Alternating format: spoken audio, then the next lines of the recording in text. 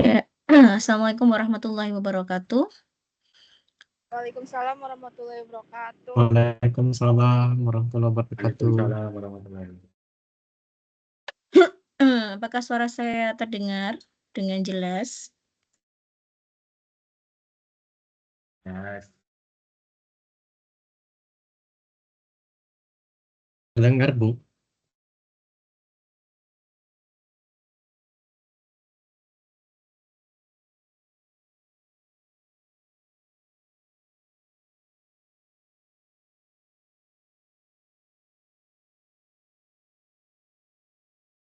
Ya, Mas Aslam, suara saya terdengar ya? Dengar, Bu. Terdengar, Bu? Aman, Bu. Tes. Suara saya bagaimana, Mas dan Mbak? Aman, Bu. Aman ya? Oke. Sebelum kita mulai, ya, kita biasakan kita memulai dengan baca basmalah bersama-sama. Bismillahirrahmanirrahim. Kita lanjutkan dengan membaca surat Al-Fatihah. A'udzubillahi minasyaitonirrajim. Bismillahirrahmanirrahim. Alhamdulillahirabbil alamin. Ar-Rahmanir-Rahim. Maliki yaumiddin. Iyyaka na'budu wa iyyaka nasta'in. Ihdinas siratal mustaqim. Siratal ladzina an'amta 'alaihim ghairil maghdubi 'alaihim waladdallin. Amin. Raditu billahi rabba wa bil islami dina wa bi Muhammadin nabiyya wa rasulah. Rabbi zidni ilma warzuqni fahma. Amin. Oke, kita lanjutkan dengan membaca Al-Quran ya, tilawah sebentar.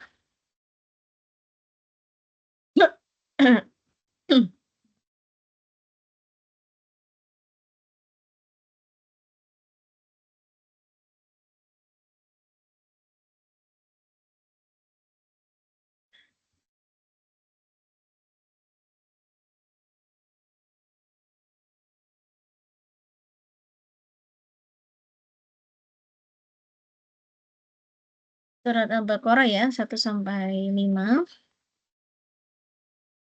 A'udzubillahi minasyaitonirrajim. Bismillahirrahmanirrahim. Alif Lam Mim. Dzalikal kitabu la raiba fihi hudal lil muttaqin. الذين يؤمنون بالغيب ويقيمون الصلاة ومما رزقناهم ينفقون والذين يؤمنون بما أنزل إليك وما أنزل من قبلك وبالآخرة هم يوقنون أولئك على هدى من ربهم وأولئك هم المفلحون صدق الله العظيم. Baik, teman-teman, selamat siang dan selamat bergabung perkuliahan dengan mata kuliah kita pada siang hari ini, ekonomi hijau, green economy, dengan dosen pengajar saya dan Pak Dimas Bagus Wiranata Kusuma. Pada pekan ini kita sudah masuk pada pertemuan yang kedua. Nah, pertemuan yang kedua ini, karena minggu lalu kita sudah membahas kontrak kuliah, lalu RPS dan lebih ke ini ya, silabus dan juga overview dan dari satu semester topik apa yang kita harus pelajari. Minggu ini kita akan belajar konsep green economy dan renewable energy development. Nah, sebelumnya teman-teman jangan lupa untuk klik ya attendance checklistnya ya atau presensi supaya kehadiran teman-teman juga terrecord dalam My Class untuk penilaian. Nah, minggu lalu kita juga sudah seru ya bahas tentang kelapa sawit ya. Mudah-mudahan juga sudah ditonton ya, disimak video terkait bedah buku kelapa sawit. yang juga mungkin menjadi salah satu ini ya kajian kita untuk hari ini mungkin karena hari ini kita akan membahas renewable energy development ya. Sebelumnya juga konsep green economy itu sendiri seperti apa ya, lalu bagaimana perkembangan dari energi terbarukan. Nah, energi terbarukan ini menjadi alternatif ya energi saat ini untuk mewujudkan the clean environment ya, lingkungan yang bersih ya, yang bebas dari polusi ya. Tentunya kita memerlukan energi alternatif selain fossil fuel ya, seperti minyak bumi, batu bara dan lain sebagainya. Di tahun 2007 saya pun sudah pernah menemukan bis bertenaga tetes tebu ya di Australia sana. Artinya sebenarnya inisiasi untuk menggunakan green energy atau energi terbarukan, renewable energy itu sebenarnya sudah diinisiasi jauh lama ya. Sebelum kita FOMO gitu ya sekarang bahasanya ya, untuk menggaungkan renewable energy ya. Namun demikian ini harus menjadi ikhtiar yang konsisten ya. Artinya kadang hal yang menjadi persoalan sekarang ini banyak renewable energy project-projectnya itu mangkrak ya teman-teman. Seperti di Indonesia misalnya solar power itu mungkin di awal itu bagus ada bantuan dari pemerintah, tapi pada akhirnya tidak tergarap dengan baik seperti seharusnya. Masyarakat itu juga dibekali dengan skill juga pengetahuan dan juga dalam hal pembiayaan finance terkait maintenance ya, perbaikan perawatannya itulah yang mungkin masih kurang. Apalagi jika itu di daerah-daerah pemukiman yang terisolir gitu ya. Jadi proyek-proyek solar power ini seringkali belum sustain gitu ya. Jadi akhirnya mangkrak. Juga seperti wind power gitu ya. Itu juga sudah dibangun di pinggir-pinggir pantai, kelihatan megah sekali turbin-turbin penggerak angin gitu ya, air gitu ya, tapi mungkin belum sustain gitu ya. Nah, ide awal dari renewable energy ini karena nasib planet kita berada dalam bahaya ya, sehingga upaya mencapai pembangunan berkelanjutan itu harusnya bukan sekedar wacana gitu ya, aspirasi ya, namun merupakan suatu keharusan. Saya mencontohkan filmnya Avatar ya. Bisa jadi in the next few years kalau kita nggak sadar diri bahwa kita harus merawat, mengkonserv lingkungan kita, bisa jadi kita harus mencari planet lain untuk tinggal gitu kan. Dan itu ilustrasi di film Avatar yang digarap sangat apik ya oleh sutradara siapa? Siapa sutradaranya Avatar itu lupa saya. Kan sutradara film Avatar. Avatara namanya. James Cameron yang sampai lupa ya. Ya, James Cameron itu bagaimana beliau itu sangat ingin ya menginspirasi seluruh dunia bahwa tempat tinggal kita ini penting sekali untuk dijaga kelestariannya ya, karena sudah banyak sekali apa ya biodiversity yang kemudian terancam ya, diversitinya ya, macam-macam tumbuhan ya, mungkin hewan sudah terancam punah gitu ya, sehingga mungkin ada kans bahwa the next generation ya, generasi penerus kita itu tidak bisa menikmati gitu ya apa yang sekarang ini kita nikmati ya, seperti terutama juga sumber-sumber yang sangat vital bagi kehidupan seperti the clean water ya, persediaan air bersih. Nah, bahkan sekarang kalau di Palestina ini air bersih ini sungguh suatu yang langka, makanan.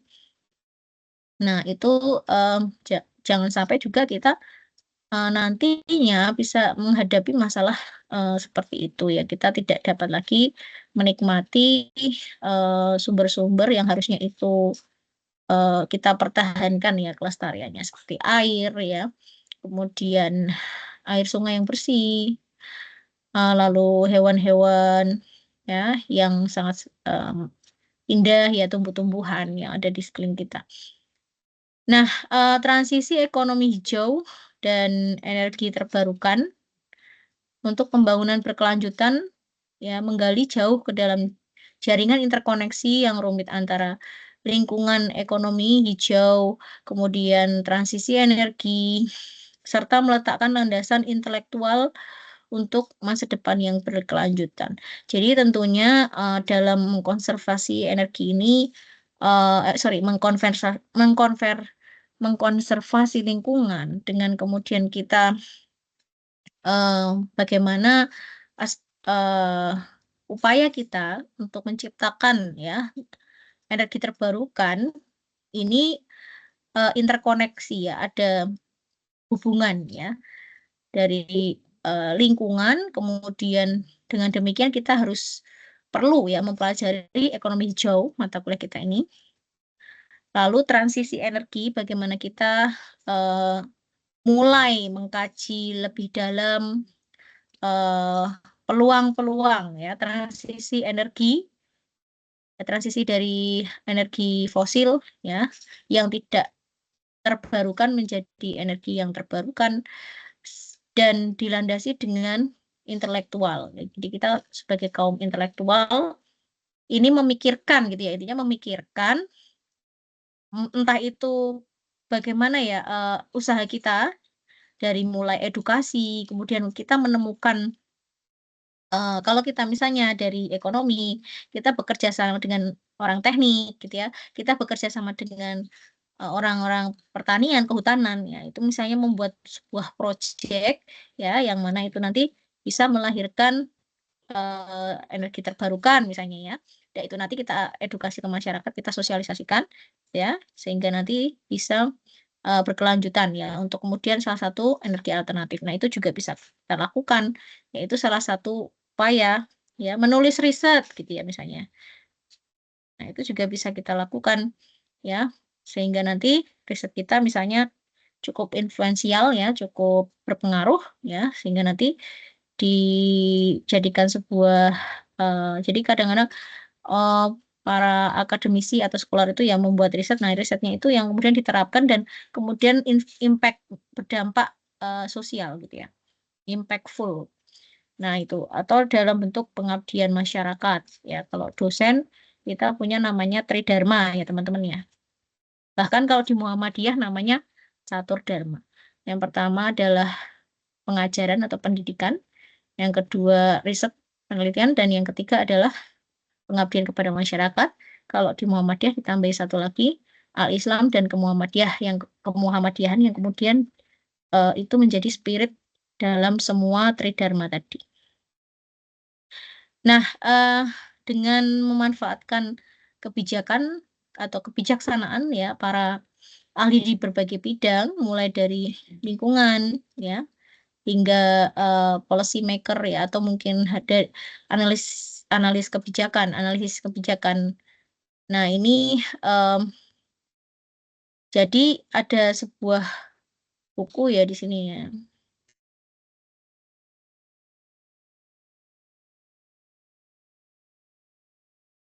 Mengungkapkan beragam strategi yang diperlukan untuk mengurangi polusi, ya, melestarikan keanekaragaman hayati, ya, dan secara efektif memitigasi perubahan iklim, ya, atau climate change.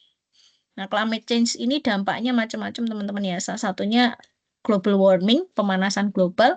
Kalau itu kena di kelautan ya, ke masalah laut itu bisa merusak biodiversity ya. Salah satunya global warming itu membuat karang-karang itu menjadi bleaching menjadi putih gitu ya. Itu artinya karang itu kepanasan terus koma ya dan akhirnya mati atau musnah. Jadi perubahan iklim itu juga melanda daerah-daerah Antartika, misalnya esnya pada mencair sehingga terjadi kenaikan air laut. Beberapa pulau akan tenggelam ya, akan merubah peta-peta geografi dunia seperti itu.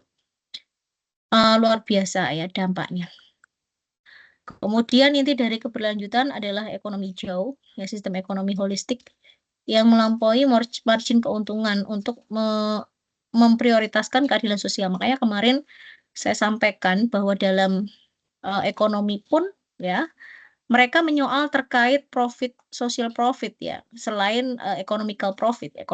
Jadi kalau dalam perusahaan ya perlu kita melakukan sebuah kompensasi gitu ya dari eksternalitas negatif yang sudah kita timbulkan. Ya kita harus menghitung selain economic benefit juga harus menghitung social benefit, di mana social benefit ini seharusnya lebih rendah daripada economic benefit, yang mana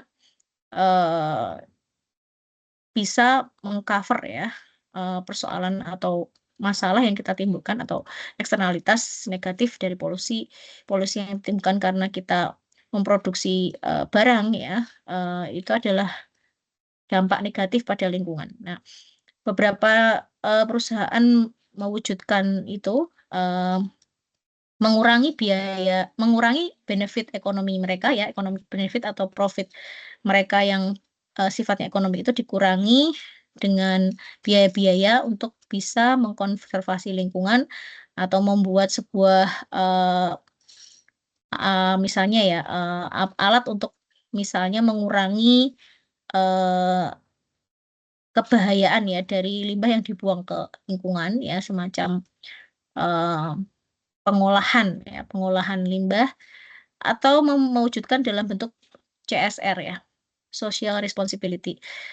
Corporate social responsibility itu misalnya dengan membangun beberapa playground gitu ya sebagai ini misalnya pabrik itu ini membuat bising ya di sekitar perumahan. Nah, ya terus pabrik itu beritikat baik ya, saya buatkan playground misalnya di perumahan itu supaya nanti anak-anak bisa bermain. Jadi ada semacam, oh ini siapa tuh yang membuat ini CSR-nya pabrik itu. Oh ya, jadi ada happiness juga yang harus mereka share gitu karena mereka sudah gangguin gitu ya, sudah bikin bikin sedih masyarakat di situ ya, harus ada semacam imbal balik ya, compensate ya, kompensasi dari apa yang mereka timbul. Sebenarnya kalau mau sangat tepat sasaran ya mungkin bisa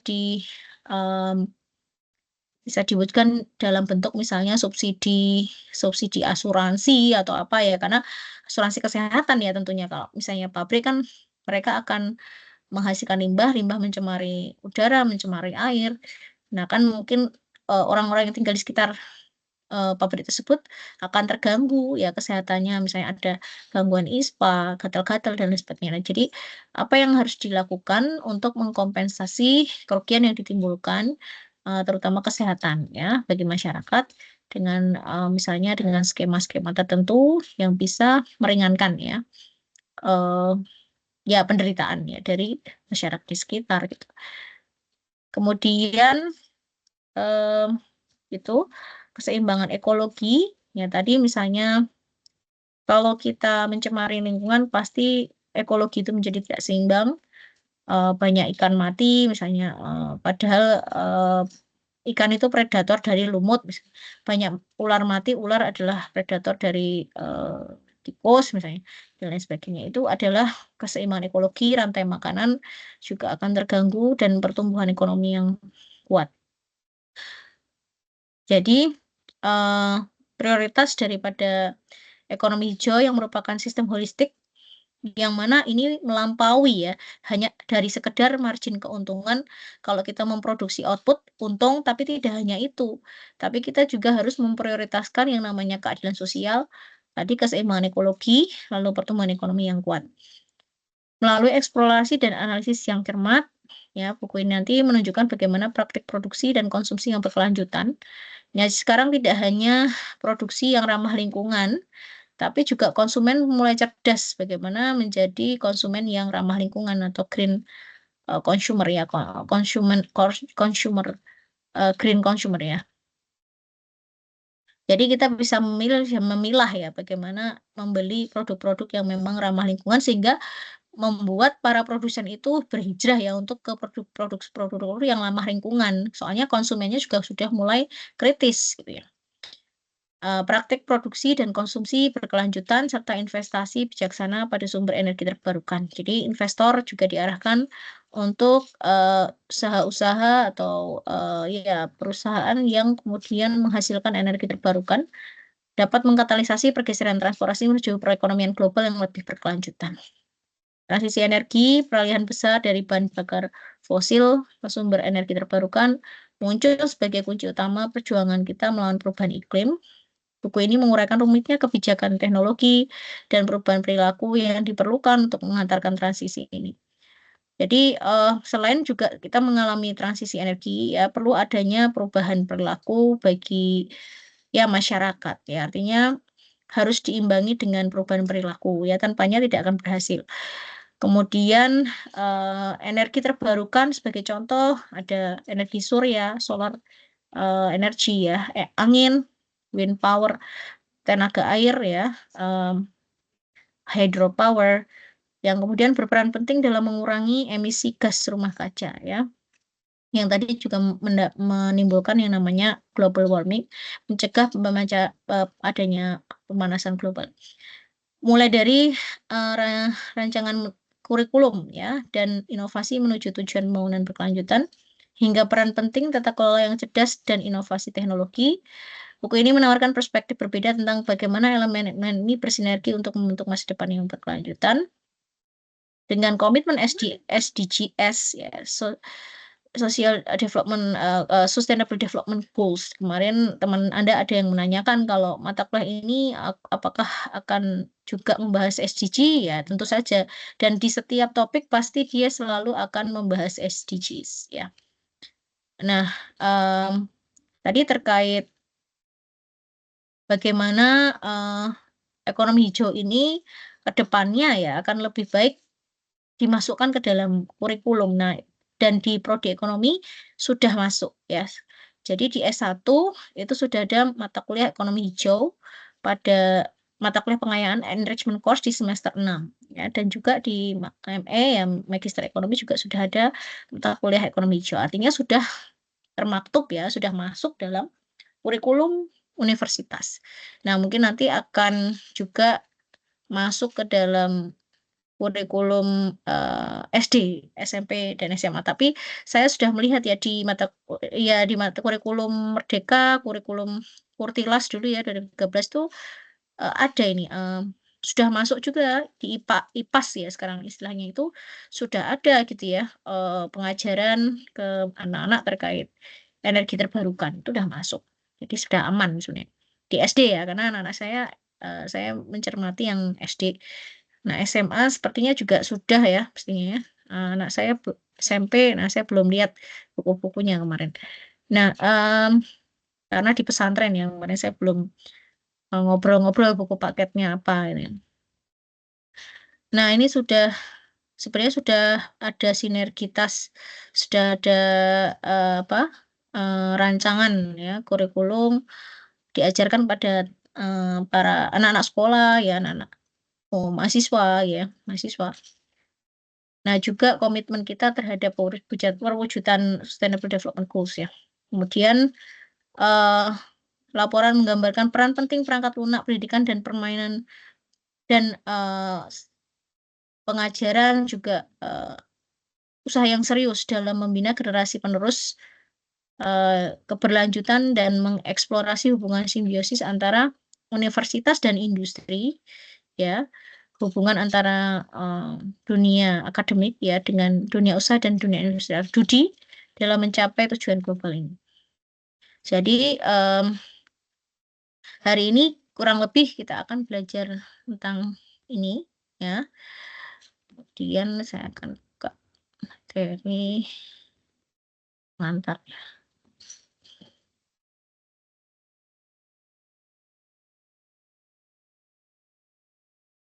Ya.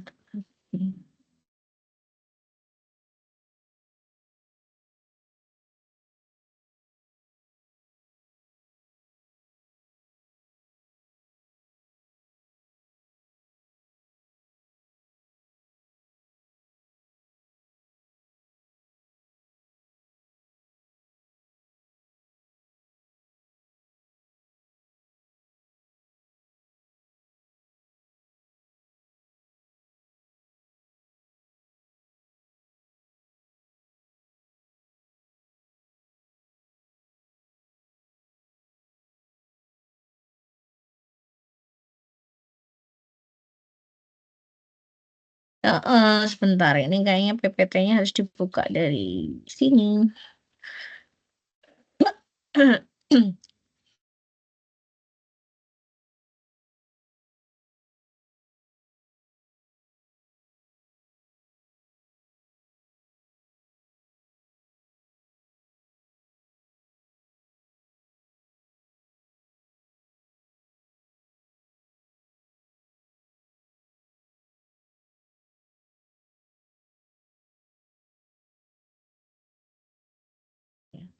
Ya udah nggak apa-apa, kita buka dari sini berarti.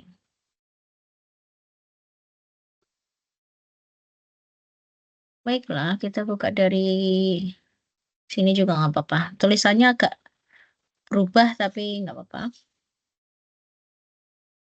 Oke, sebuah pengantar green economy, ya.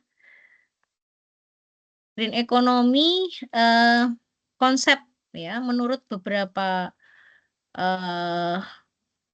institusi dunia ya, istilahnya ada dari NGO, dari lembaga internasional ya.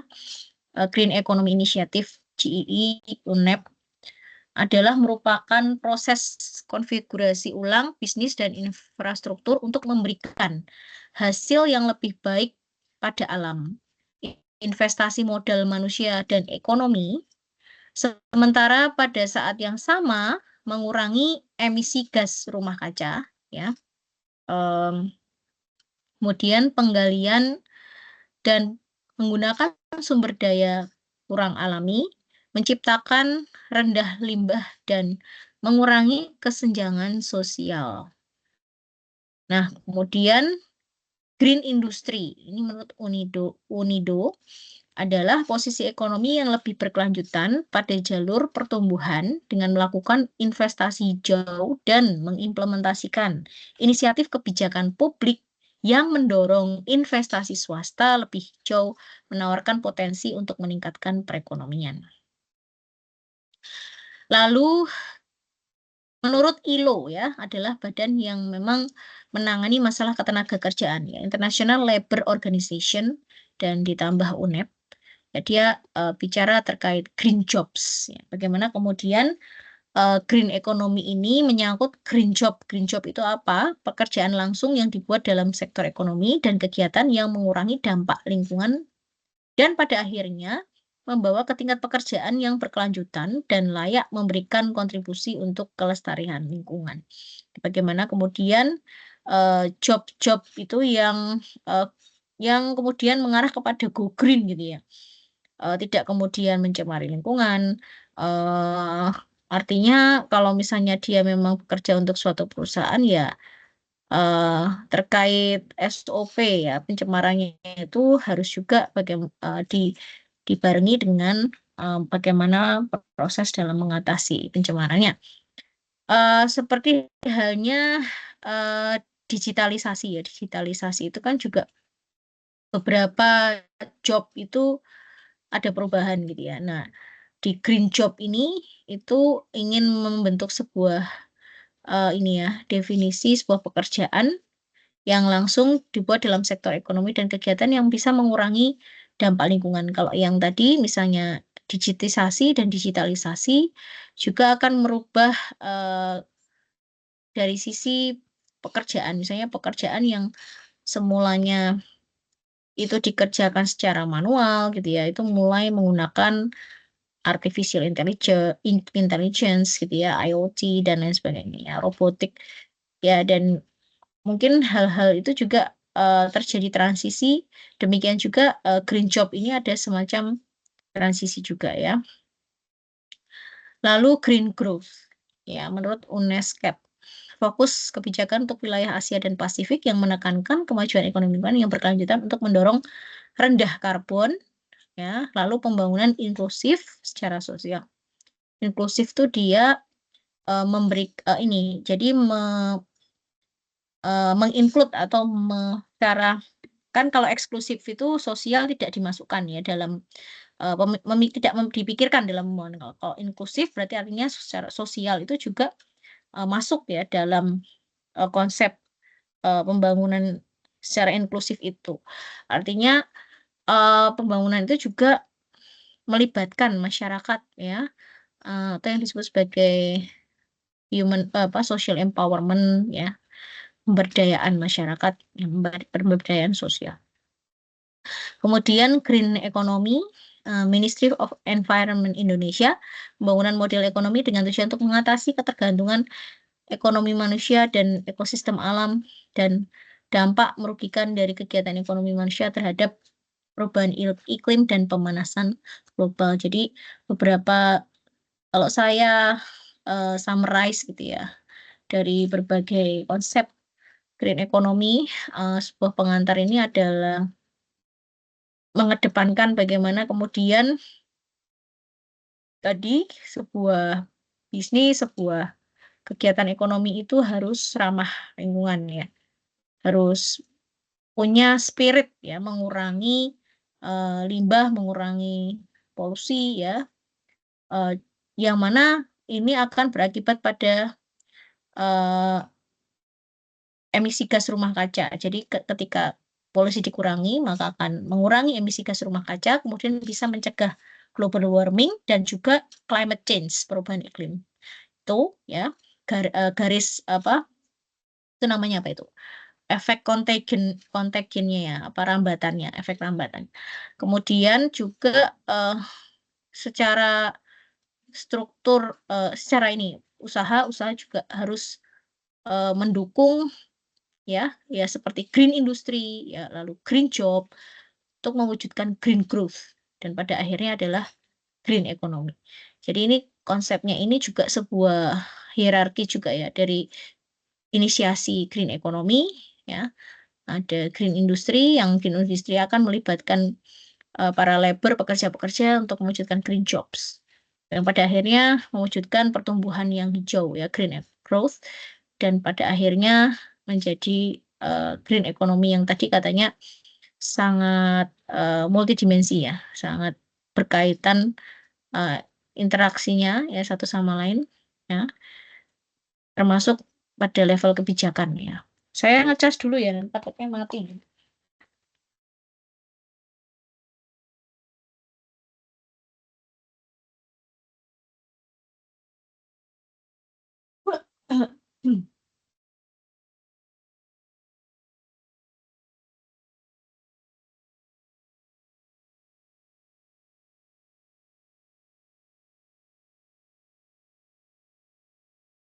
Oke, lanjut teman-teman.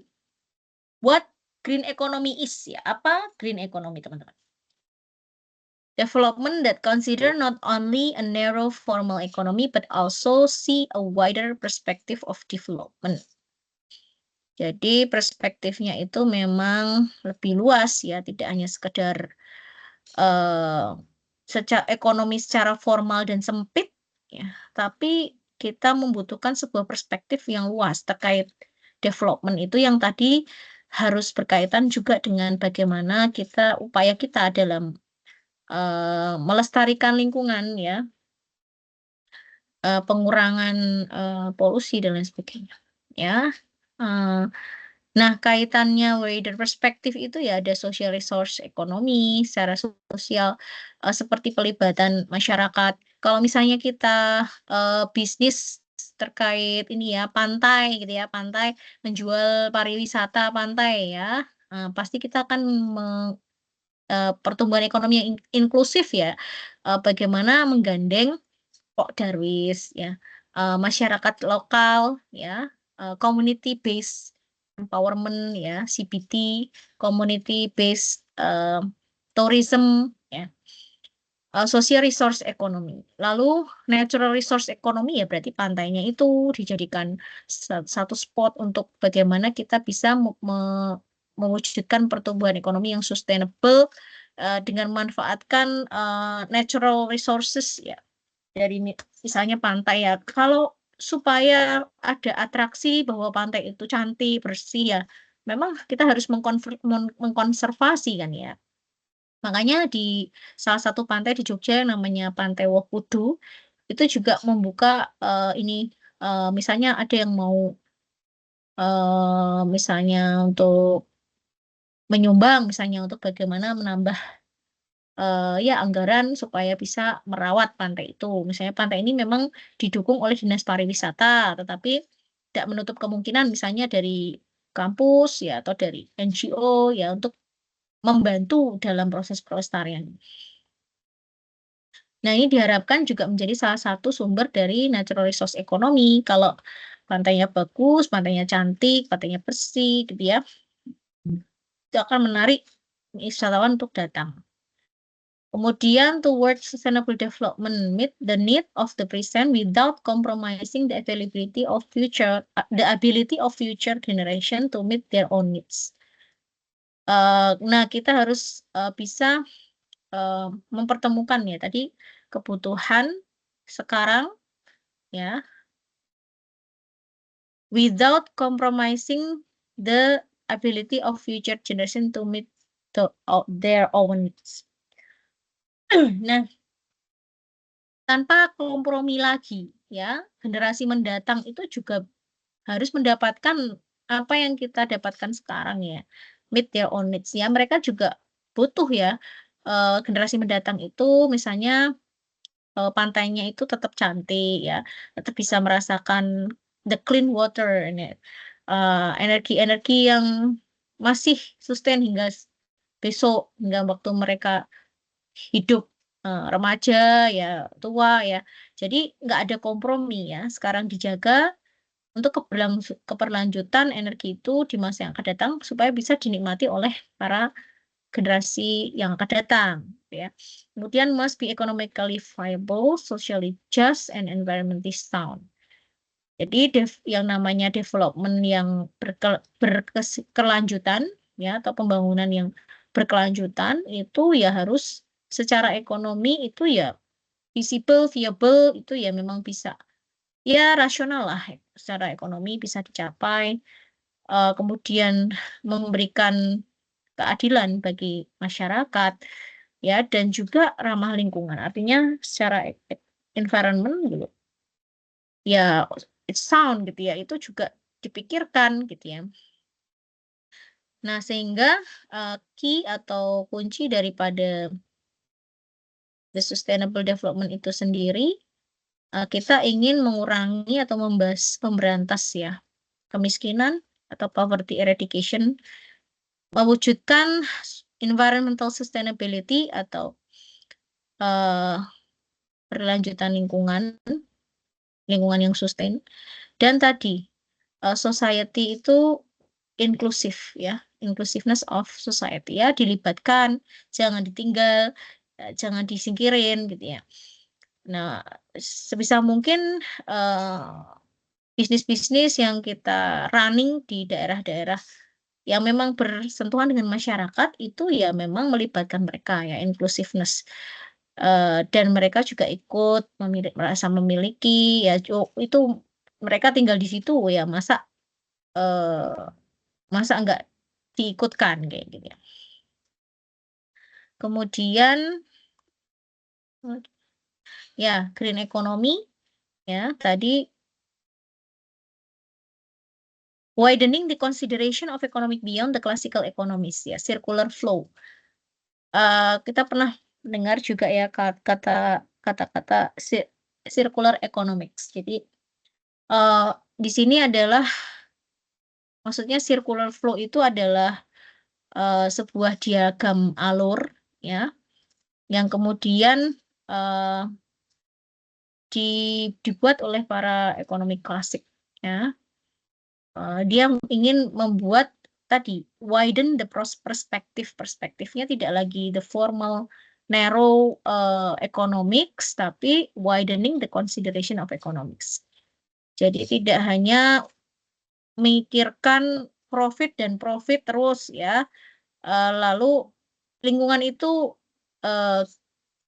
disingkirkan ya gitu ya atau di nomor duakan ya, tetapi ya harus bersinergi atau harus bareng gitu ya prosesnya gitu ya. Makanya karena kita kan kalau melakukan kegiatan ekonomi, memproduksi sesuatu itu kan tetap ada kontribusi dari natural resources ya. Makanya ada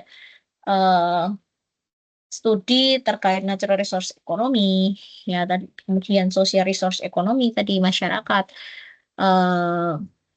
empowerment ya, social empowerment atau community empowerment. Nah, ini melingkupi ya dalam formal ekonomi itu sendiri yang kotak di tengah itu ya. Jadi natural resource ekonomi, kemudian ada absorption of waste, all form of social cooperation, itu semua. Jadi misalnya tadi natural resources itu ada production of mineral, production of energy, subsistence agriculture. Nah, juga dalam natural resource itu kan juga mereka ini ya mengikut sertakan ya labor in the household, parenting and community service, lalu reproductive of plant and animal life, ya. Kemudian dari ini, jadi yang natural resources itu ada yang ya berbau-bau inilah tumbuhan, binatang, ini pertanian. Pertanian ini bisa dari sini ya, dari yang social resources ekonomi ya. Jadi reproductive of plant, production of energy, production of mineral, lalu absorption of waste, ya natural resource. Kemudian social resource, ada unpaid labor, ya ini kan hubungannya sama social, sama orang ya. Unpaid labor in the household itu adalah tenaga kerja yang nggak dibayar ya di rumah tangga.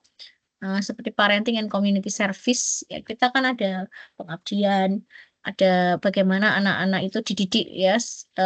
Jadi ada sistem parenting ya di rumah tangga masing-masing untuk kemudian ya mendidik secara soft skill ya dan lain sebagainya. Itu juga punya kontribusi kepada the formal economy. Subsistence agriculture, yang kemudian itu hanya memproduksi suatu misalnya padi hanya untuk kemudian kebutuhan pokok rumah tangga itu sendiri, itu namanya subsistence. A form of social cooperation ya, ada kerjasama ya, itu juga memberikan kontribusi ke the formal economy. Common culture, inheritance adalah warisan-warisan seperti budaya, art ya, seni ya, skills atau keterampilan. Ya semuanya itu natural resources ekonomi, social resources ekonomi itu menjadi melingkupi ya the formal economy, yang mana di formal economy ada faktor produksi seperti land, labor, and capital yang menghasilkan good and services atau output yang berupa barang final ya, barang dan juga jasa, di mana dari situ konsumen itu spending ya, mengeluarkan duit ya buat pengeluarannya mereka itu, ya itu akan menjadi business receipt atau income ya untuk bisnis. Jadi yang di tengah itu adalah circular flow of economy activity ya, namanya the formal economy atau perekonomian ya. Circular flow dari diagram alur dari proses produksi ya hingga kemudian dinikmati oleh konsumen. Konsumen mengeluarkan uang untuk beli barang dan jasa tadi, dan itu menjadi income bagi bisnis. Nah, ini kemudian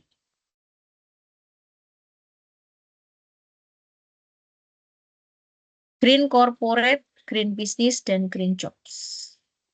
Konsep perusahaan bisnis lapangan kerja yang berdasarkan pada pilar sustainability tadi, keberlanjutan, aspek ekonomi dengan memadukan tadi aspek lingkungan dan sosial. Itu tadi adalah summary ya atau ringkasan dari circular flow yang sudah saya jelaskan tadi ya. Ya teman-teman ya, ini ya. Ini adalah dirangkum jadi ini ya. Jadi aspek ekonomi yang mana harus memadukan aspek lingkungan dan sosial. Oke, a green economy as one that result in improved human well-being ya, adalah bagaimana green economy itu merupakan sebuah hasil ya untuk melakukan ini peningkatan terhadap kesejahteraan manusia dan juga kesetaraan secara sosial, social equity, while significantly reducing environmental risk. Nah, pada saat yang sama ya juga harus bisa mengurangi resiko terhadap lingkungan dan juga kelangkaan ekologi. Nah, ini tugas yang cukup berat ya. Jadi green economy itu memikirkan hal-hal sampai bagaimana bisa masyarakat itu sejahtera, di sisi lain social equity-nya juga bisa diperjuangkan ya, kesetaraan jadi income distribution ya, sosial juga mendapatkan hasil ya dari proses bisnis itu, nggak kemudian dipinggirkan. Nah, kemudian resiko terhadap lingkungan juga harus bisa dikurangi ya, sekaligus tadi bisa mengurangi tadi ekologi itu, jadi misalnya keseimbangan rantai makanan, keseimbangan ekologinya itu juga terjaga. Green economy as one which allow resources low carbon ya, green economy as one which is low carbon, resource efficient and socially inclusive. Nah, ini berarti kita bisa mendapatkan keywords ya dari ekonomi hijau itu, salah satunya ya, supaya ekonomi hijau itu satu konsep ya terkait bagaimana kita mengurangi karbon ya, low carbon, resource menjadi efisien, dan secara sosial juga inklusif gitu. Nah, itu pendapatnya dari UNEP. Nah, itu ya teman-teman ya, highlight-nya ya. Kemudian apa itu green job, teman-teman? Ya. Green job menurut Center for American Progress, green job represent new demand for labor that result from investment in transitioning the economy away from carbon-intensive energy, minimizing the natural resources, maximizing the efficient use of natural capital, and protecting human and planet from pollution and waste. Ya, pokoknya job-job yang kemudian ya ada demand for labor, misalnya sebuah perusahaan itu meng-hire ya tenaga kerja dari sebuah jadi dia melakukan sebuah investasi ya, setelah perusahaan itu membuat sebuah pekerjaan ya dia running the business, ya dia istilahnya ini melakukan investasi di mana transitioning the economy from the carbon intensive energy. Jadi dari yang kemudian dia menggunakan energi-energi yang memang padat karbon ya, enggak lagi pakai gitu ya. Transitioning the economy away from the carbon intensive energy. Berarti mulai melakukan yang memang green intensive, jadi lower the carbon tadi ya, low carbon ya. Kemudian minimizing the natural resources, bagaimana kemudian menggunakan natural resources secara lebih efisien. Kemudian tadi termasuk juga natural capital dan protecting human and the planet from the pollution and waste. Jadi dari melindungi manusia dari polusi dan sampah ya. Kemudian green investment. Ya, sekarang ada yang namanya blue economy ya, green economy ya. Kemudian menggunakan skema wakaf, misalnya wakaf atau peer-to-peer lending untuk mewujudkan green economy, seperti misalnya green suku gitu ya, green investment, yang mana itu nanti untuk usaha-usaha ya,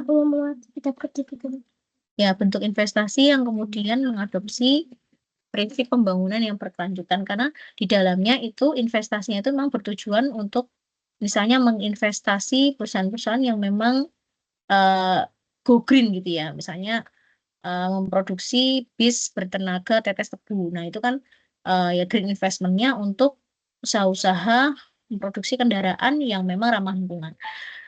Di sini juga ada ya tadi yang saya sampaikan green suku gitu ya. Itu semacam obligasi ya suku RI 008 yang kemudian memang arahnya ya spiritnya itu sudah mewujudkan SDGs ya. Lalu corporate sustainability merupakan bentuk perusahaan yang menciptakan nilai jangka panjang bagi para pemegang saham, mengelola risiko ekonomi, lingkungan, dan sosial. Jadi berarti pilarnya itu ada 3 tadi ya, ekonomi, lingkungan, dan sosial. Ya. Kemudian Green Economy Index. Nah, teman-teman, ternyata juga dalam bahasan green economy bisa kita menyusun yang namanya Green Economy Index ya, di mana Green Economy Index itu terdiri dari beberapa aspek, unemployment rate, poverty rate, life expectancy ya, mulai dari nomor 1 ya berarti forest cover, bagaimana kemudian menjaga kelestarian hutan ya, hutan hujan tropis Indonesia yang beberapa hutan itu sudah banyak yang dibakar untuk pembukaan lahan secara liar, terutama di misalnya seperti di Palembang ya, itu membuka lahan itu pasti dibakar dan itu membuat asap di mana-mana ya, itu juga bisa tadi menipiskan lapisan ozon, membuat efek rumah kaca, perubahan iklim ya, pemanasan global hingga kemudian menyebabkan perubahan iklim ya. Forest cover di antaranya kayak semacam hutan hujan tropis di Indonesia. Salah satu fungsi dari hutan adalah juga untuk menyimpan air, juga untuk penghijauan, juga untuk memproduksi oksigen ya dunia. Jadi makanya kan ada istilah paru-paru dunia, paru-paru kota ya, kalau kita menanam pohon di kota-kota. Kemudian ada banyak proyek misalnya dari pemerintah atau NGO untuk menanam 1 juta pohon. Nah, itu untuk melakukan usaha terkait forest cover ya. Kemudian share of renewable energy, ya renewable energy ini menjadi salah satu juga share atau bagian dari indeks Green Economy tadi, Green Economy Index. Lalu manage waste, pengolahan sampah, seberapa ya sustain pengelolaan sampah di Indonesia, bagaimana memisahkan antara sampah yang recycled dan non-recycled, sampah hijau. Kita membagi tong sampah itu menjadi 3 warna, merah, kuning, hijau. Ya, misalnya hijau itu, merah itu untuk yang misalnya recycled gitu ya. Mungkin merah itu mungkin yang ini ya, yang bahan yang mungkin tidak mudah di recycle, misalnya besi, misalnya kuning itu untuk yang recycle, yang hijau itu yang seperti sampah-sampah daun ya, seperti itu gitu ya. Jadi bagaimana manajemen persampahan ya, manajemen waste, percentage of emissions reduction ya, bagaimana persentase ya dalam kita mengurangi emisi ya, emisi dari kendaraan, misalnya karbon dioksida dari asap kendaraan bermotor, dari asap pabrik, dan lain sebagainya ya. Persentase of degraded land, bagaimana kemudian misalnya ada penurunan dari semacam ini ya, kayak tumbuh-tumbuhan perkebunan ya, yang mana ini juga ada hampir mirip dengan ya forest cover, tapi lebih ke tanah yang kemudian ini untuk tempat hidup tadi, keanekaragaman ya hayati, misalnya emission intensity. Nah, ini intensitas atau kepadatan emisi, lalu final energy intensity, energi yang dari listrik, energi dari energi ya, misalnya energi yang ada di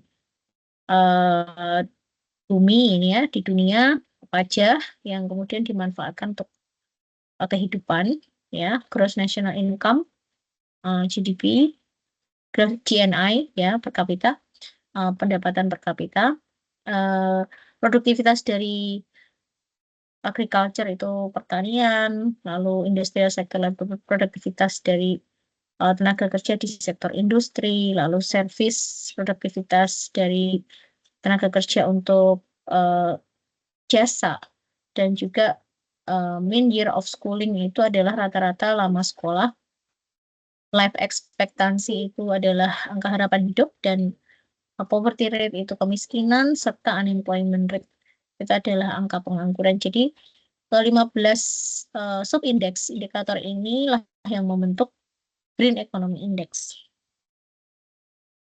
Banyak sekali ya. Nah, tadi kan unsurnya ada semua ya, dari sosial, dari lingkungan, dari ekonomi ya.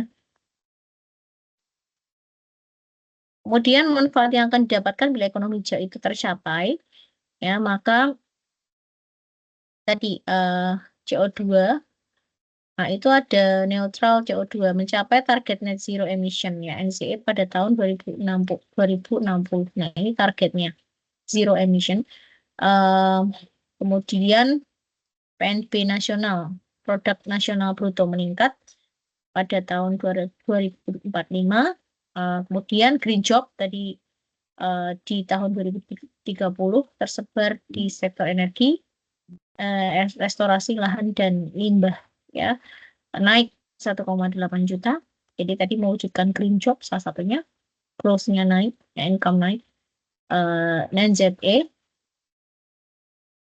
Nah, hampir 68% penurunan intensitas emisi tahun 2045 sebelum mencapai NZE di tahun 2060. Ya, memang 2060 ini adalah the final goal, ultimate goal-nya, memang benar-benar zero.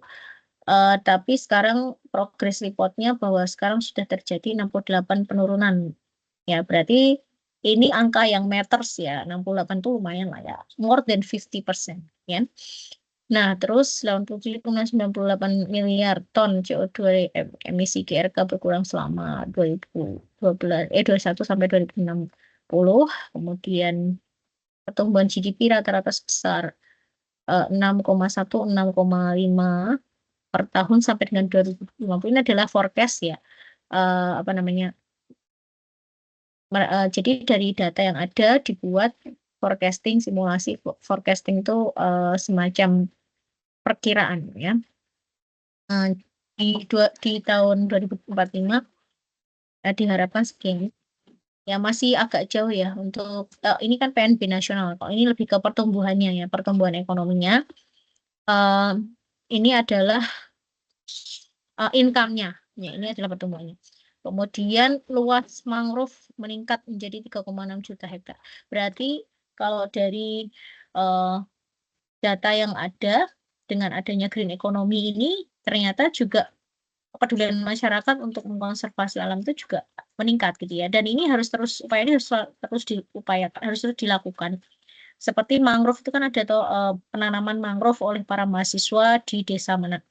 Sekarang juga mangrove ini menjadi objek wisata yang menarik ya untuk bisa dikunjungi wisatawan sambil misalnya naik kapal ya, itu biasanya daerah pesisir terus lanjut sebelahnya ada hutan mangrove.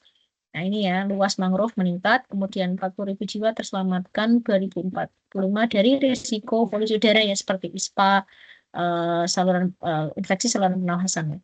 Mendorong ketahanan iklim pada perekonomian, kemudian restorasi ekonomi ekosistem dengan nilai yang terlayani sebesar 4,75 triliun USD pada tahun 2060. Kemudian 3,2 juta hektar hutan primer terlindungi ya, ini tadi forest cover tadi ya. Lalu 4,1 juta hektar tutupan hutan tambah pada tahun 2060 ya. Masih dari hutan primer dan juga forest cover.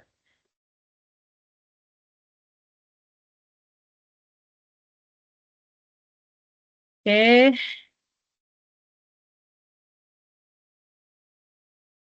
Ada satu ini lagi ya.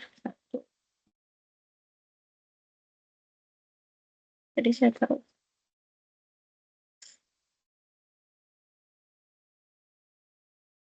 Nah ini ya, ini adalah buku terkait The Green Economy juga. Buku yang tadi saya bacakan summary-nya di My Class tadi ya. A briefing in Green Economy, what do we mean by Green Economy? Apa yang kita maksudkan dengan Green Economy? Pengarangnya adalah Doren Federico Fazio dan Patrick Ten Brink. Nah, ini beberapa orang yang berkontribusi ya. Buku ini udah agak lama sih ya. Ya tadi UNEP tadi banyak kita citasi ya dalam referensi kita tadi 2012 nih. Berarti kan inisiasi Green Economy itu bahkan sudah jauh lebih lama dari ini 2012. Nah, sekarang sudah 2024. Yes, dari bukunya ini ada berarti sudah 12 tahun. Nah, memang perlu ya waktu yang lama untuk kemudian tadi capaian-capaian ya sebelum tadi net ZE zero emission tadi ya, normal ke zero emission tadi di tahun 2060. Ini masih ada berapa tahun nih ahead from 2024 ya teman-teman ya. Berapa tahun teman-teman? 36 tahun lagi ya. Ya, 36 tahun lagi kita masih punya waktu untuk supaya bisa mencapai target net zero emission ya. Oke, kemudian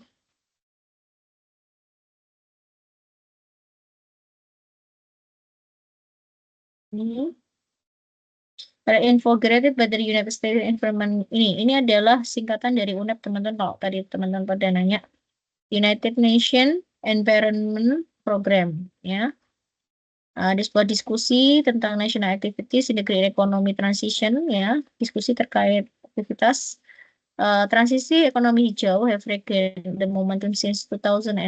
Jadi momentum untuk kemudian menggaungkan ya ekonomi hijau itu sejak 2008.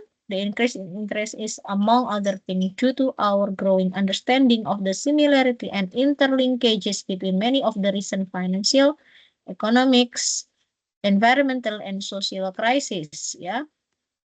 Hal ini berawal dari keprihatinan ya teman-teman ya, dari berbagai krisis melanda keuangan, ekonomi ya, lingkungan serta sosial. Ya, makanya tadi pilarnya ada 3 ya, ada ekonomi, ada lingkungan, ada sosial. Ya, 2008 Global Financial Crisis teman-teman ya, dulu pernah krisis juga di tahun 1930, aggregate demand drop, lalu 1998 krisis Thailand 9798 dan 2008 juga terjadi global financial crisis. Fokus attention not only in the financial losses, tidak hanya fokus dalam kerugian secara keuangan finansial, tetapi juga implikasinya ke mana? Ke ekonomi, ke pekerjaan ya, jobs and housing ya, masalah akomodasi, masalah rumah ya, sulitnya mencari rumah. Pada waktu itu terjadi bubble, harga-harga properti itu sangat tinggi ya, melambung, but also raise the question as the fundamental imbalance in our economy. Jadi ada banyak ketidakseimbangan ya fundamental ekonomi kita. The choice of the capital allocation, investment in property ya, lalu tadi terkait property, fossil fuel, and financial asset rather than measure to encourage resource efficiency. Ya, ini tadi yang kita rangkum juga terkait bagaimana melakukan efisiensi terhadap sumber daya ya, efisiensi ya, kita lakukan aktivitas ekonomi yang efisien ya, untuk sumber daya alam kita, sumber daya manusia kita, has created destructive imbalance. Ketika kita tadi boros energi, pakai fossil fuel, padat karbon, nah itu bisa mengakibatkan destructive imbalance, ketidakseimbangan secara lingkungan ya, secara tadi jobnya nggak green job ya, dirty job. Apa itu carbon job apa istilahnya kalau bukan green job ya, sehingga mengakibatkan kerusakan-kerusakan, ketidakseimbangan alam, ketidakseimbangan sosial, ketidakseimbangan ekonomi. A further common element to all these crises in the focus of decision making of the short-time horizon and trust in what has often proven to be an incomplete evidence base, including a lack of proper accounting, for example, as regard the cause of climate change and biodiversity. Jadi semua imbalance, ketidakseimbangan, kerusakan itu mengakibatkan biaya ya. Biayanya apa teman? Biaya yang harus dibayar. Di biodiversity kita rusak.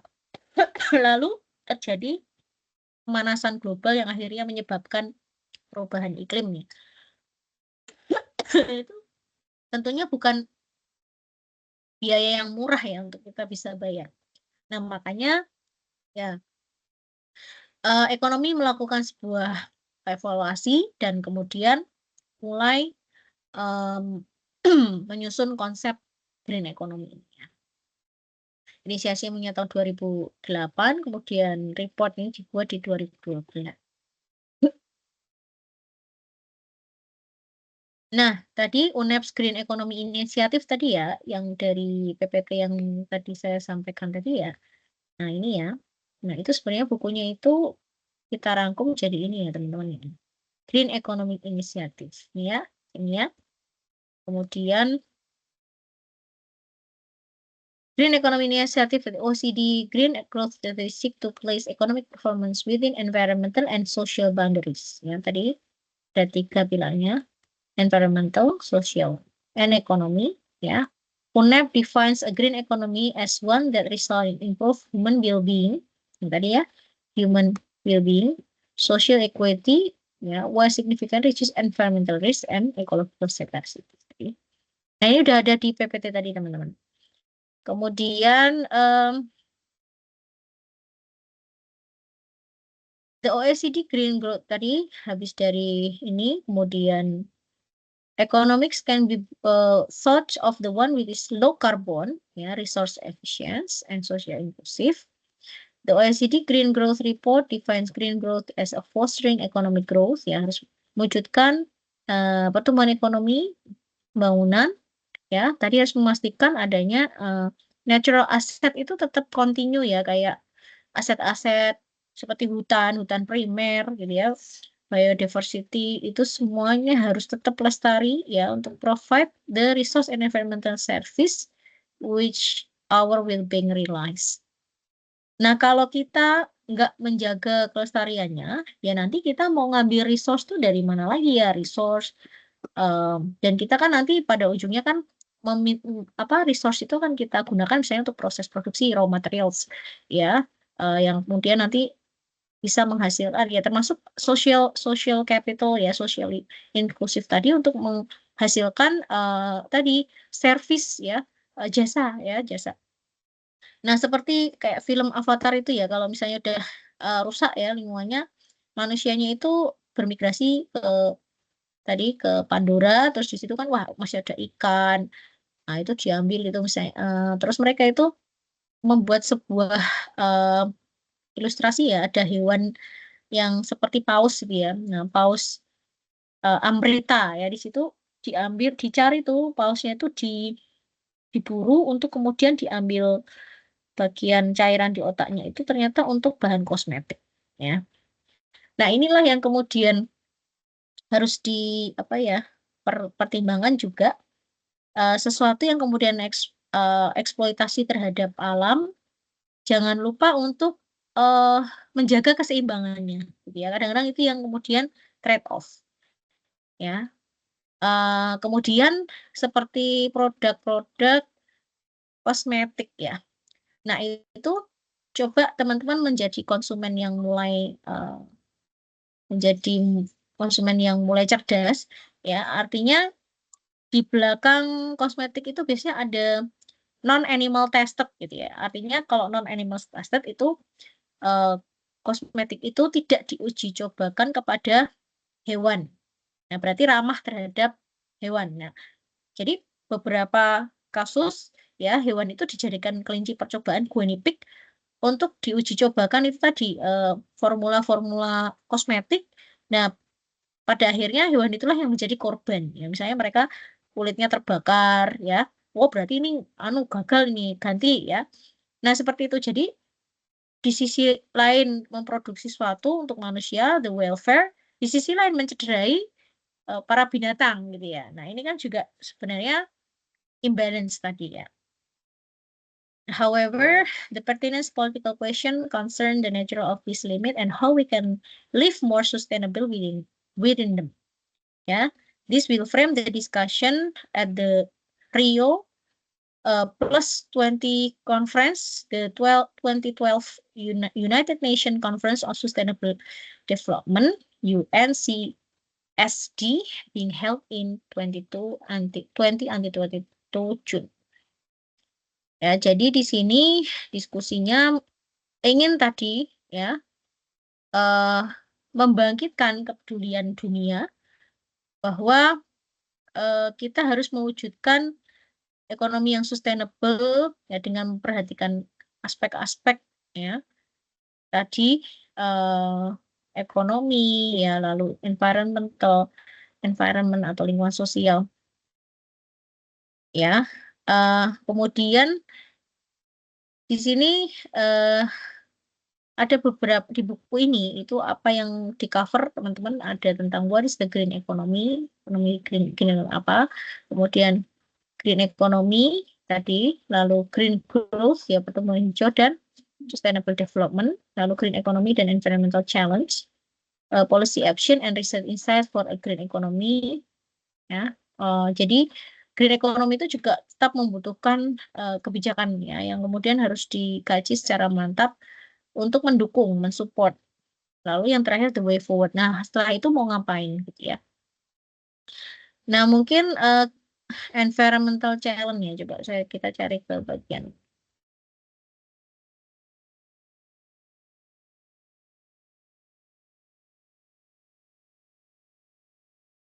Ini aja. B.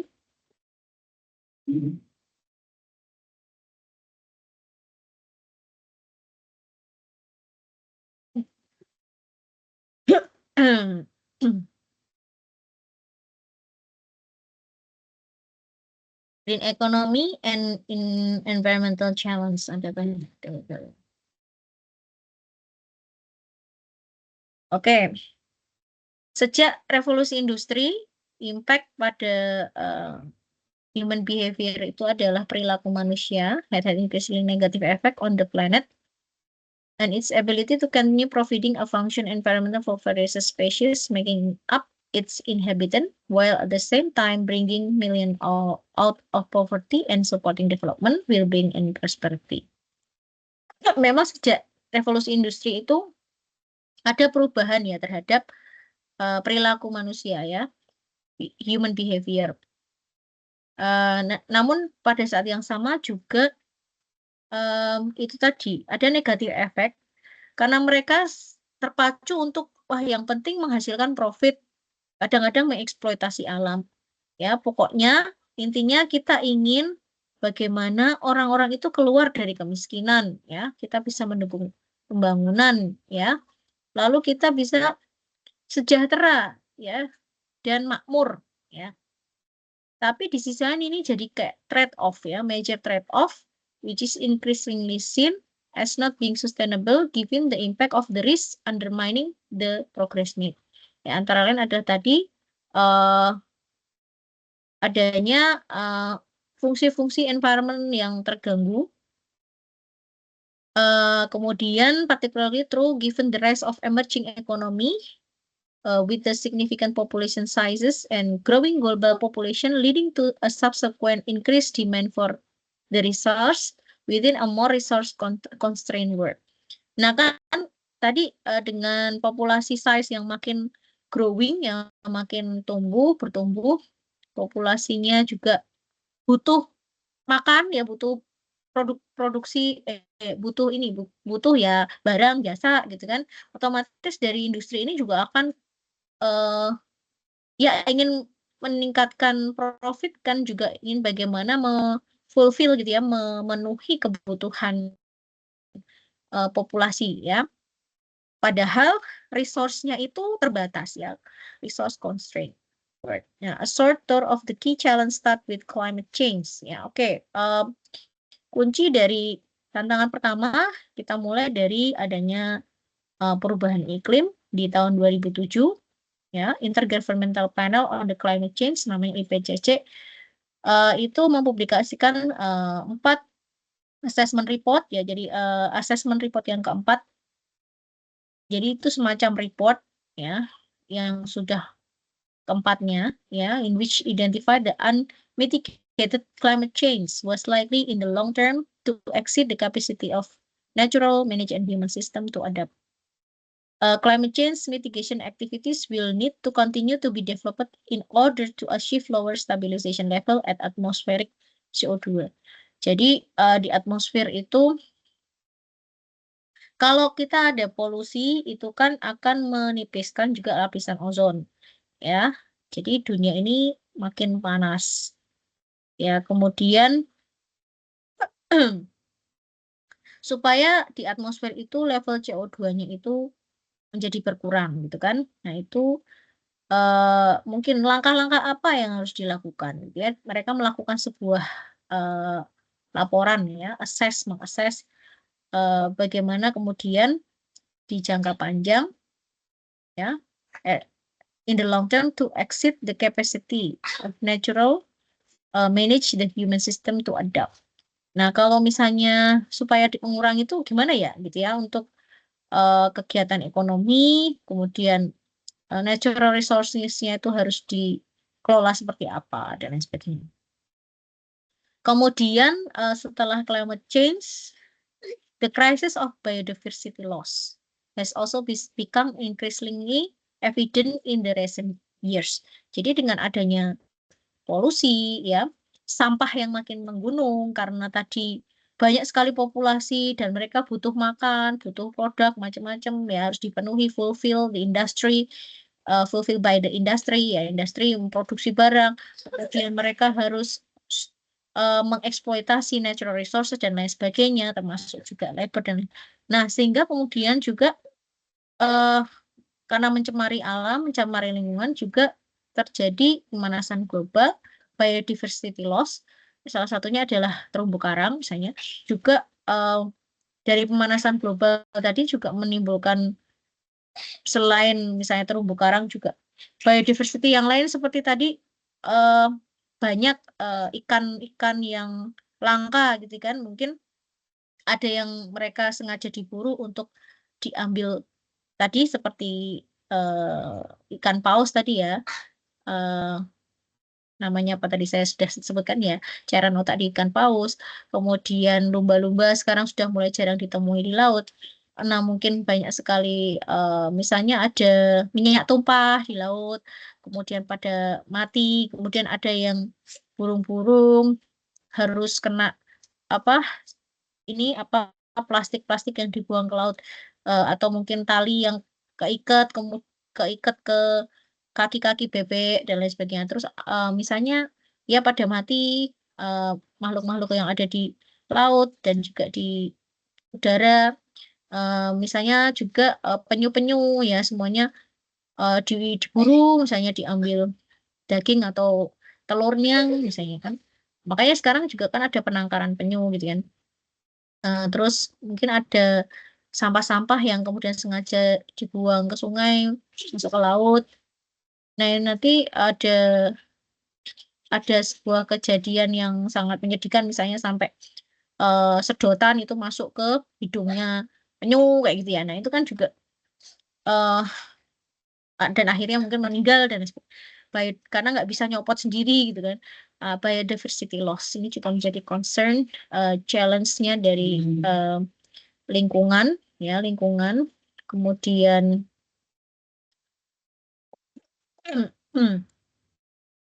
the solution and opportunity provided by the green economy can help to address many of the above negative impact while the same time supporting some types of economic development. Jadi dari keprihatinan tadi ya ditawarkan sebuah solusi ya dari green economy gitu ya.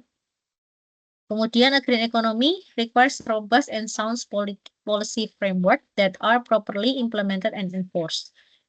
Jadi green economy tadi mensyaratkan ya, pokoknya harus bagus penanganannya, ada policy framework atau framework itu semacam ini apa?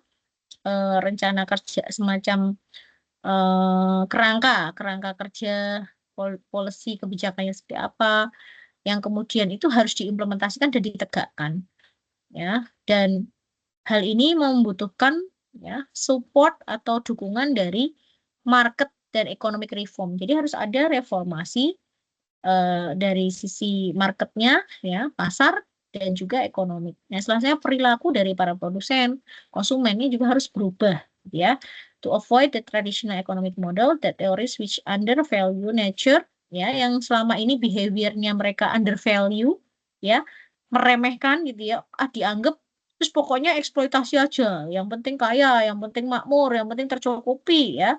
Itu namanya undervalue the nature-nya itu. Terus nanti gimana itu apa keseimbangan ekologinya ya, alamnya, oh itu nanti ya. Nah ini harus dirubah ya, the undervalue nature and natural capital and invest in environmentally ya, investasi mulai diarahkan ke sesuatu yang memang environmentally friendly, dan kemudian socially damaging activities itu mulai dikurangi, because this appear to be most lucrative. Ini banyak sekali dilakukan inside market and economic strategies. Yes, di samping strategi terkait pasar, ekonomi, itu tadi harus Anda lakukan. The green economy needs to be shaped to support the policy framework and set out the rules of the game. Ya, berarti aturan mainnya harus jelas. Misalnya tadi kalau ada pabrik yang mencemar lingkungan, dia harus bayar. Misalnya harus ada CRS, CSR, biar mereka itu mikir gitu ya. Kalau misalnya rusak, ya harus ada timbal baliknya seperti apa, kemudian in the natural capital and enabling solution to environmental and social challenges. Ya, secara sosial juga ada banyak tantangan-tantangan. Nah, kemudian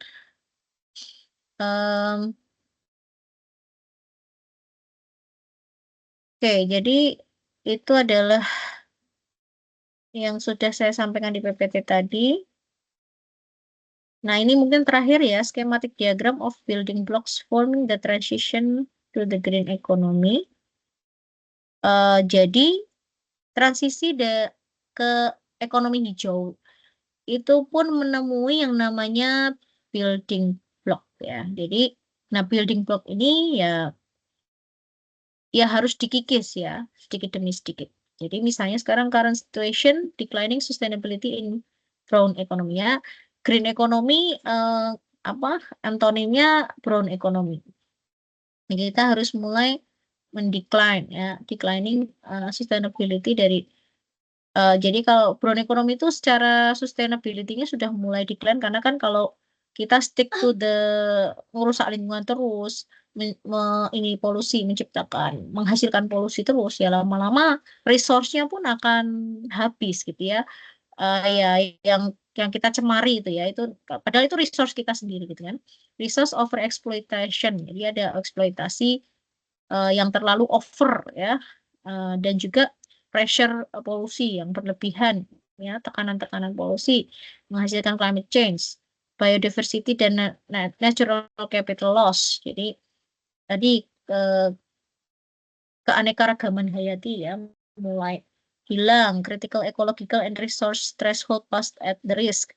Ekologi dalam bahaya, dalam resiko, resource scarcity, tadi resource-nya mengalami kelangkaan, limited access to the clean environment, ya, environmental yang bersih, aksesnya mulai sulit, health impact and the man-made natural disaster. Nah, dengan adanya tadi brown economy itu tentunya akan berdampak kepada health, ya, kesehatan, dan juga natural disaster, teman-teman, ya, seperti banjir, ya, apalagi ya, misalnya ya mungkin tsunami. Kalau tsunami itu lebih ke ada siklus juga ya, lebih ke banjir, kemudian misalnya longsor ya, karena mungkin hutannya ditebangi ya itu adalah natural disaster man-made ya, yang diakibatkan oleh ulah manusia. An economy that is not resource efficient ya, ekonomi yang kemudian tidak menggunakan resource atau sumber daya secara efisien, low carbon, dan juga social inclusive. Nah, building block in the transition to the green economy adalah business as usual approaches, karena kita menjalankan bisnis itu ya seperti halnya normally seperti itu ya. Maka kita harus avoid unsustainable trade-off, loss environmental compliance and infrastructure. Ya, kita mulai memikirkan untuk kita menghindari tadi trade-off yang tidak sustain. Lalu bagaimana kita mulai patuh kepada rambu-rambu untuk bagaimana melestarikan lingkungan, dan tetap misalnya kita ya infrastruktur itu tetap diperbaiki gitu ya. Aktif environmental management environmental yang aktif, dengan kemudian aktif melakukan risk management risiko ya, proaktif dalam investment in the natural capital ya, kita mulai melakukan investasi ke sektor-sektor yang merupakan natural capital, misalnya tadi mining, miningnya itu tapi yang gimana ya, misalnya yang harus tetap ramah lingkungan ya, misalnya ya sumber-sumber yang kemudian berasal dari alam yang harus kita lestarikan. Nah, itu untuk produk usaha-usaha atau industri atau bisnis-bisnis yang memang bagaimana mengkonserv natural capital tadi. Itu kita investasi ke sana. Kemudian pursuing environmental sustainability, melakukan efisiensi, eco-efficiency, plus decoupling via radical innovation and demand change. Inovasi secara radikal dan juga perubahan permintaan. Permintaan mulai diarahkan, misalnya konsumen yang cerdas tadi bisa memilah dan memilih produk yang ramah lingkungan. Dan ini juga melibatkan peran pemerintah ya. Ambisi for the future ya, ambisi untuk masa depan, resource efficient, equitable, green. Jadi dia ada building block di tengah sebelum kita current situationnya seperti ini ya. Nah, building block ini bagaimana kemudian ya usahanya dengan adanya challenge banyak sekali. Kemudian in the future kita mau mewujudkan ambisinya seperti apa? Resource efficient, equitable, green economy ya. Improve human well-being, ya, kesejahteraan masyarakat, social equity, reducing environmental risk, dan juga ecological scarcity, staying with the safe operating space, using resource within the planet's regenerative capacities, and avoiding critical ecological threshold. Dan bagaimana kemudian kita melakukan regenerasi ya terhadap sumber daya tadi, ekologinya juga dijaga, net loss of biodiversity tadi, supaya benar-benar biodiversity itu nggak ada yang hilang ya. Climate change tidak terjadi, atau mungkin climate change itu dengan limit yang masih bisa kita terima lah ya, nggak misalnya mencemari pun kemudian tidak mengakibatkan perubahan iklim yang sangat parah gitu ya. Kemudian sustainability untuk masa depan generasi dan juga business available tadi, untuk bagaimana support natural capital dan juga lingkungan yang bersih ya, health in livelihood ya, tentunya kita menginginkan kehidupan yang sehat ya untuk para penduduk ya dan komunitas, dan ekonomi decoupled with the environmental impact and resource use ya, ekonomi yang kemudian bagaimana bisa menormalisasi ya impact terhadap environment ya, dan juga resource yang digunakan tadi tidak overeksploitasi dan lain sebagainya. Nah, tentunya peran kita sebagai mahasiswa ya itu juga tetap diperlukan. Ya, antara lain teman-teman bisa sih berpartisipasi dalam community service ya, misalnya sebenarnya tanggal 30 ya itu dari University Teknologi Mara ya, UITM, itu mahasiswanya ke sini ke Indonesia. Jadi kita nanti ada rangkaian untuk mini kolokium, jadi dari S1, S2 nanti presentasi dan juga profesor-profesornya di UGM. Sebenarnya pas tanggal 28-29 itu saya ada acara di Bandungan ya, capacity building, tapi nanti misalnya memang saya jadi untuk mewujudkan ini ya, agenda ini, mungkin saya jadi nanti minta mungkin teman-teman untuk ikut serta ya. Nanti tunggu info aja ya. Ya mudah-mudahan bisa gitu ya. Ya, ini saya baru mengusahakan kalau misal pun nggak jadi nanti akan saya share materi-materi dari kegiatan itu. Nah, itu tanggal 30 itu mau melakukan bersih pantai di Pantai Baron. Nah, mungkin nanti dari UMD bisa menyediakan misalnya transport ya untuk ke sana, dan teman-teman bisa melakukan bersih pantai ya, community service bersama teman-teman Malaysia dan mungkin nanti dari mahasiswa asing yang ada di UMD ya. Nanti bisa jadi satu usaha community service. Nah, itu bisa Anda lakukan gitu ya, misalnya juga nanti dikaitkan dengan ekonomi juga. Jadi kebetulan teman-teman itu yang S1 itu ada magang di Dinas Pariwisata ya. Itu biasanya teman-teman di Dinas Pariwisata itu yang mereka kerjakan sekarang belum terpusat pada environment-nya, baru masalah survei minat belanja wisatawan kayak gitu. Dan itu digunakan datanya untuk Dinas Pariwisata untuk kemudian melengkapi data di website. Nah, itu masih seperti. Nah, untuk kami kerjasama di wisata baru pada proyek itu ya, belum masalah terkait biodiversity. Mungkin menarik juga ya, misalnya kita kerjasama untuk budidaya penyu gitu ya, tapi nanti dikaitkan dengan tourism misalnya. Nah, itu bisa. Kalau kemarin kami kedatangan semester lalu apa setahun yang lalu ya, itu Dr. Claudia Aravena itu dari Hereford University Edinburgh ya, Edinburgh itu banyak dapat proyek ya di Indonesia, di Surabaya, karena Surabaya itu kan juga ITS ya, itu kan ada jurusan yang mungkin juga berkaitan dengan lingkungan ya.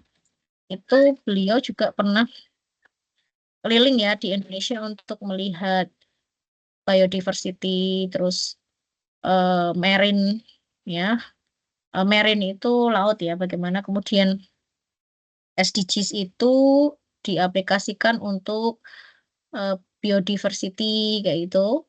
Dan beliau juga menyampaikan beberapa kuliah terkait blue economy dan green economy kayak gitu ya. Jadi kalau blue economy kan masalah ini ya, bagaimana ekonomi dan kelautan ya. Kalau green itu lebih ke ya tentang polusi, kemudian waste dan lain sebagainya. Kalau blue itu lebih ke laut gitu. Nah, menarik juga, nanti mungkin saya bisa share video kuliahnya Dr. Claudia mungkin ya, sebagai inspirasi ya teman-teman. Ya, mungkin itu untuk kuliah sore hari ini, udah sore. Kita jumpa lagi di pekan depan. Gimana nih diskusinya pekan depan aja ya? Saya hari ini agak padat nih, habis ini harus ke kampus lagi untuk ada monitoring ya, monitoring hibah kampus Perdeka. Nah, tolong pertanyaannya disimpan, apa yang saya sampaikan ini tolong dibaca ini reportnya ya sampai selesai mungkin ya. Tolong ya teman-teman ya, PR ya. Kan sudah S2 ya. Ini ada beberapa yang Iya, Bu. termasuk ini ya, kayak link-link ini juga bolehlah kalian teman-teman search. Tolong ini dibaca, cuman dikit kok halamannya, cuman ya dibaca, dipahami 24 halaman ini. Nah, minggu depan silahkan kalau ada pertanyaan disampaikan di kelas. Nanti kita diskusi aja ya, kita diskusi. Nah, PR-nya adalah membaca ini. Kita pekan depan diskusi dan saya mungkin akan nanya-nanya gitu kan. Tadi terkait juga kan yang energy development belum ya tadi ya. Tadi kan harusnya kita mengcover sampai energi apa yang dihasilkan, kok ini jadi hilang ya. Kayak power plant macam-macam itu sebenarnya kan belum ke cover ya, ini baru the green economy. Saya tak buka yang tadi mana ya, green mana ya tadi, mana oh ini.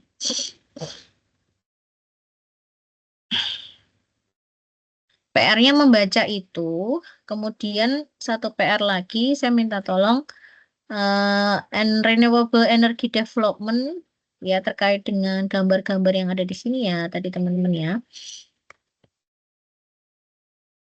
Nah, ini kasus-kasus biomass power, solar power, wind power, hydropower. Ini ada berapa mahasiswanya ya? Saya bagi termasuk geothermal power dan ya geothermal power ya. Berarti ada berapa? 1, 2, 3, 4, 5, 5 ya. Di sini ada berapa nih? Ada 5 pas ya. Atau jangan dihitung. Sebenarnya kan teman-teman ada 5 toh, kalau nggak salah ya. Ya. Nah, tolong Betul, Ibu, dibagi ada 5. ya. Dibagi jangan sampai sama. Anda ngambil salah satu sumber ini berdasarkan mungkin yang terdekat dengan daerah Anda yang Anda kuasai ya, Anda menguasai wilayah mana apa kayak wilayah kekuasaan Anda ya. Makanya saya minta milih sendiri. Kalau saya pilihin nanti takutnya nggak pas. Nah, biomass power itu kan power dari kayak misalnya kotoran hewan, ya, circular economics juga itu ya, itu kan banyak mungkin yang di peternakan ya, mungkin daerah-daerah peternakan di Sumbawa misalnya, atau ada nggak di sana atau di mana. Nah, itu minta tolong dibuat dalam satu halaman saja. Jadi bagaimana peluang energi terbarukan ini di wilayah Anda, misalnya biomass power, ceritakan ya terkait itu. Nah, nanti dipresentasikan ya minggu depan sambil nanti tanya apa kita diskusi yang reportnya tadi 24 halaman itu ya PR-nya untuk minggu depan. Jadi there is something to do supaya nanti nggak hilang apa yang tadi udah disampaikan dan juga Anda punya sesuatu untuk elaborasi ya project Anda untuk wah saya jadi tahu lebih banyak gitu kan daerah saya terkait change ya atau renewable energy gitu ya yang mungkin bisa dikembangkan ya atau mungkin mangkrak Bu ternyata. Nah, itu kira-kira masalahnya apa gitu ya. Terus apa the way forward gitu ya. Apa langkah kita ke depan. Jadi pertanyaannya adalah kondisi sekarang misalnya ada permasalahan apa misalnya mangkrak atau masih sustain gitu ya. Kemudian mungkin ceritakan bagaimana perkembangannya dan terakhir the way forward ya ke depannya mau gimana gitu. Itu ya. Teman-teman mungkin bisa dicatat, mudah-mudahan nggak lupa tadi saya sampaikan.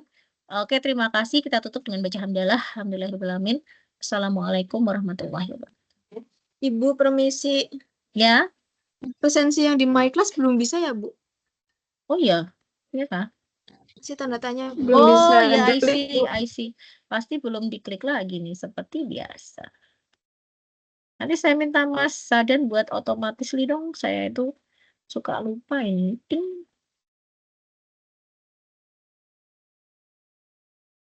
Ya, udah ini. Ya silakan ya. Saya kira matanya apa. Ya udah gitu. Terima kasih. Mudah-mudahan sudah bisa absen. Wassalamualaikum warahmatullahi wabarakatuh. See you too. Waalaikumsalam warahmatullahi Ya, wabarakatuh. see you next week. Terima kasih, Bu. wabarakatuh. Ya, sama-sama.